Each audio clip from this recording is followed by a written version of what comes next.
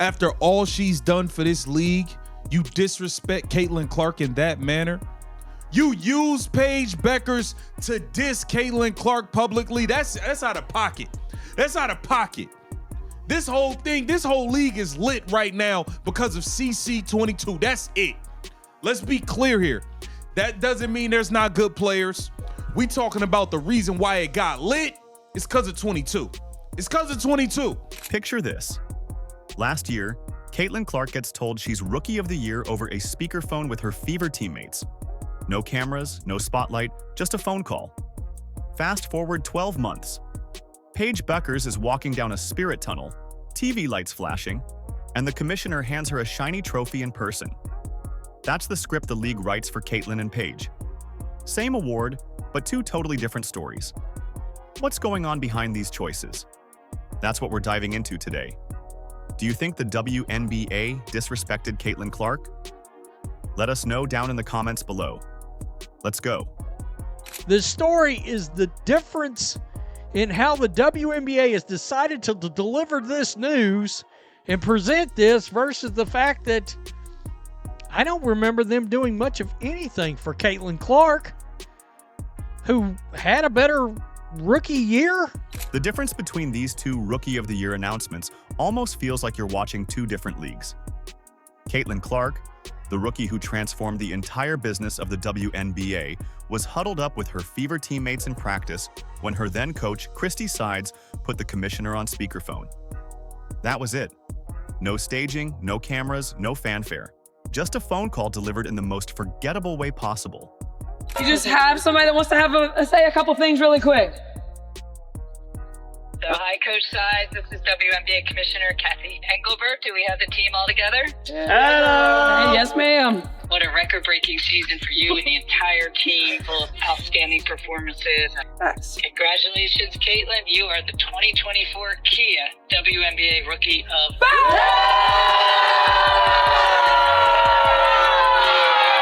Compare that with Paige Bueckers this year, walking through a tunnel with music blasting, bright TV lights, and Cathy Engelbert herself personally handing over the trophy on daytime television. It's not just a difference in presentation. It shows who the league wants at the center of the conversation. Paige Bueckers at their HUD. Hey, shooting bucket, she's the one. Hey, Paige Bueckers at their HUD. Shooting bucket, she's the one. Ooh, Paige Bueckers at their HUD. Hey, shooting bucket, she's the one. Paige Bueckers at their HUD. Shooting bucket, she's the one. Bet on the last person you thought you'd see on this cool spirit tunnel. But I'm here to present you with the 2025 Kia WNBA Rookie of the Year Award. Wow. Congratulations. Thank you so much. Think about the situation Clark was in. The very season she was supposed to be honored as the top rookie, she had already put the league on her back. Fever home games sold out to the point they averaged over 17,000 fans, and broadcast numbers climbed by more than 20%. Those numbers weren't theoretical. They were money in the bank for the league and exposure they hadn't come close to before. Yet the way her Rookie of the Year news was communicated didn't reflect any of that cultural weight. The low-production phone call didn't match the massive growth her presence had created. Make no mistake about it, millions of views, viewership, ratings through the roof. Everybody's on PJs now because of her. The sellout show, sellout games, every arena, home and away. And you disrespect her like this? This is crazy, man. What makes it worse is how fans reacted. When the video of Caitlin finding out dropped, people were shocked at how bland it felt. Social media flooded with comments pointing out that the player driving record ratings couldn't even get a camera crew for her big moment. Fast forward to Paige, and fans are seeing balloons, singers, lights, a commissioner laughing and smiling with her on stage. It looked like the league wanted everyone to see it as an event.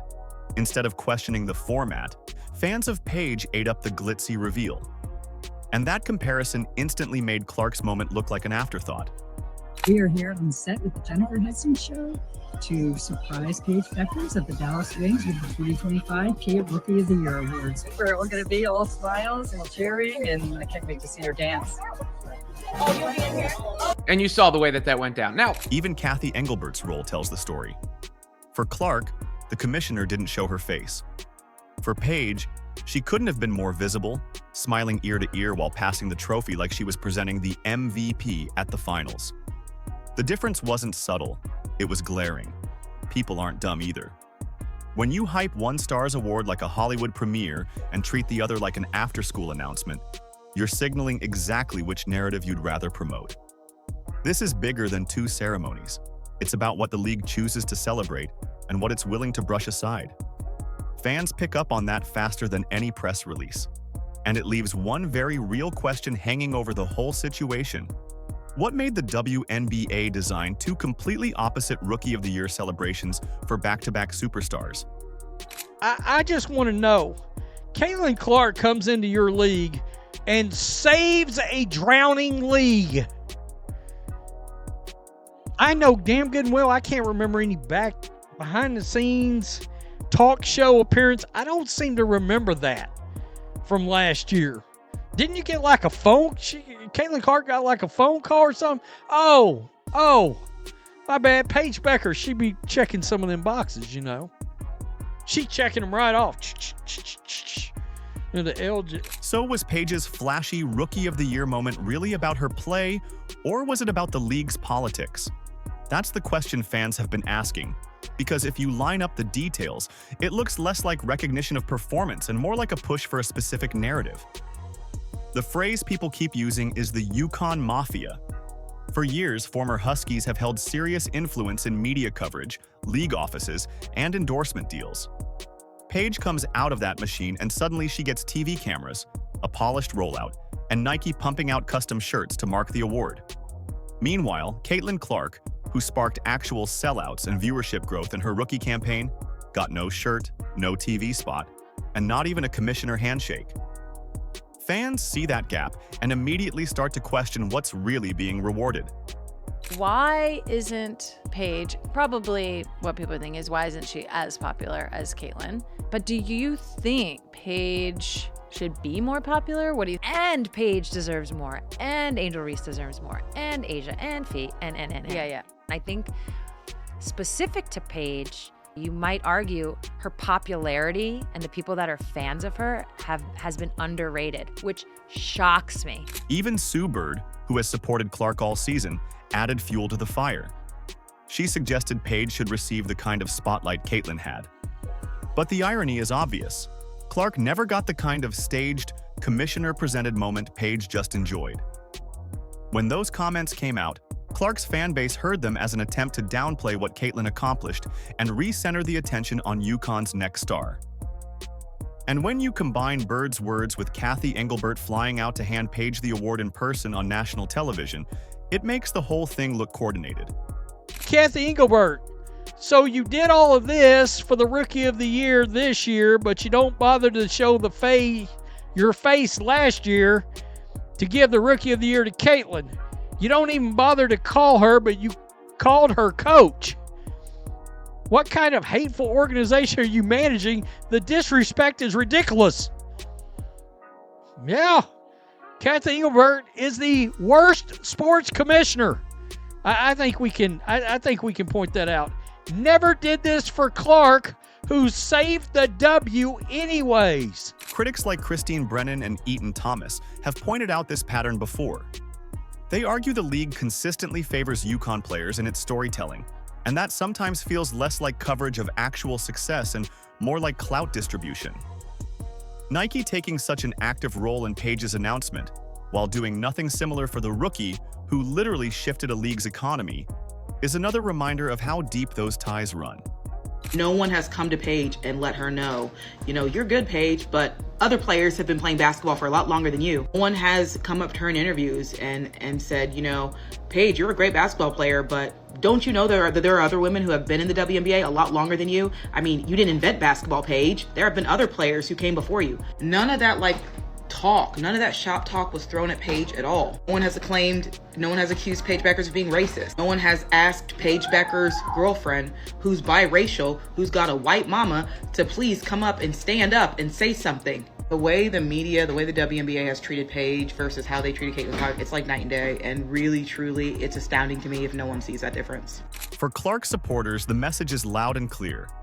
The league doesn't always highlight the organic star who built momentum from scratch. It sometimes highlights the player who fits into an established media and business network. And that's why the hype around Paige feels less earned and more designed, which makes looking at her actual results on the court even harder to accept. Paige Bueckers winning Rookie of the Year, but no, it was not unanimous. And yes, more people voted for the runner-up than last year. Paige Bueckers just made history as Rookie of the Year, but not in the way anyone wants on their resume. She became the first player in WNBA or NBA history to win the award while playing on a team with fewer than 10 wins. The Dallas Wings limped to a 10-win, 34-loss finish, tied for the worst record in the league, and now we're supposed to treat her Rookie of the Year case like an untouchable accomplishment. Instead, it looks like the strangest ROTY win the league has ever seen. Caitlin Clark, the Indiana Fever, made the WNBA playoffs last year, correct? Am I going crazy? Now look, that would have had to have been a result of Caitlin Clark joining the team, because I'm almost certain Aaliyah Boston and Kelsey Mitchell were on the team prior to that. So they made the playoffs last year. Paige Bueckers won exactly how many games this year? Did she win 10 games? I think she won 10 games this year. Think about the contrast here. Caitlin Clark pulled Indiana out of the basement just 1 year earlier, finishing with 20 wins and making the playoffs for the first time in nearly a decade. She led the turnaround of the then worst team in the league. She wasn't winning games by herself either. She elevated teammates. Aaliyah Boston looked like a defensive force in her second year. Lexi Hull carved out a spot as a steady three-point option. Kelsey Mitchell thrived playing next to a guard who commanded constant double teams. That's the impact of a star who transforms a franchise. Now, Paige's stat line wasn't empty. 19 points, 5 assists, close to 4 rebounds on strong efficiency. Those are legitimate numbers. But what do those numbers mean when there's nothing attached to them? No playoff chase, no bump in visibility for the team, no sign of growth across the roster. The Wings ended the season exactly where they started, irrelevant in the standings and struggling to draw consistent eyes nationally. Is Paige a good basketball player? Absolutely. But we saw the drastic dip in her numbers when she was actually guarded by the opposing teams of the WNBA. We saw the type of basketball she was not able to deliver when she was actually being guarded. Again, I don't have any animosity towards Paige Bueckers. My issue is with the WNBA in its entirety. My issue is with their plan to erase Caitlin Clark, to act like Caitlin Clark doesn't mean anything to the WNBA. And all of a sudden, Paige Bueckers, because of who Paige Bueckers is in a relationship with, she is now allowed and encouraged and supported to be the savior of the WNBA. Meanwhile, Sonia Citron, the runner-up to this year's Rookie of the Year race, played every single game for Washington, poured in nearly 15 points a night, and led the entire league in three-point percentage at 44.5%. She was a model of consistency while giving the Mystics legitimate floor spacing and defensive effort. Yet when the votes came out, Citron got just 2 out of 72. 2. It erases the work she put in and makes it seem like the competition never existed. When the league hands 70 of 72 votes to Paige and crowns her despite a 10-win season, it doesn't feel organic. It feels scripted.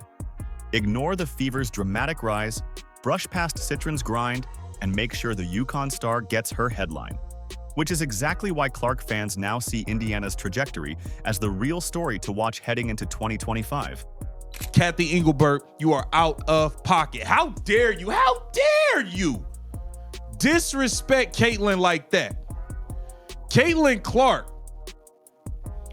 the face of the league, the needle, not the needle mover, the actual needle. While the WNBA is busy playing politics with award shows and stage-managed celebrations, Caitlin Clark is steady building something real in Indiana. What's happening with the Fever isn't scripted. It's wins, development, and a foundation fans can see growing in front of their eyes. Aaliyah Boston has turned into a defensive anchor who controls the paint and makes opposing bigs uncomfortable every night. Lexi Hull has worked her way into a reliable shooting and defensive role, spacing the floor and punishing defenses that trap Clark. Kelsey Mitchell, who spent years as Indiana's lone bright spot, finally has a backcourt partner who takes defensive pressure away and lets her play free. Around them, veterans like Natasha Howard and Sophie Cunningham know how to balance the energy of a young roster, while players like Chloe Bibby are carving out their place as dependable role fillers. That's a foundation. You got on a plane to go present her this award. How come you couldn't get on the plane to go present Caitlin Clark her award? Let's talk about it. Cathy Engelbert, you have tried to take credit for the growth of the league when we all know the reason this league took off the way it has taken off like a rocket ship is because of Caitlin Clark, but it looks like y'all have fumbled that. Now contrast that with Dallas. Paige put together good numbers but could never pull her team out of irrelevance. 10 wins across a full season told the story. Individual scoring doesn't matter when the roster doesn't click and fan engagement flatlines. Clark's impact isn't just basketball production, it's business. The Fever consistently packed more than 16,000 fans into arenas and turned their games into national broadcasts people wanted to watch. Merch was flying off the shelves. Other teams want that model, but it can't be manufactured. It came from real results and a team built to win. Fans aren't blind.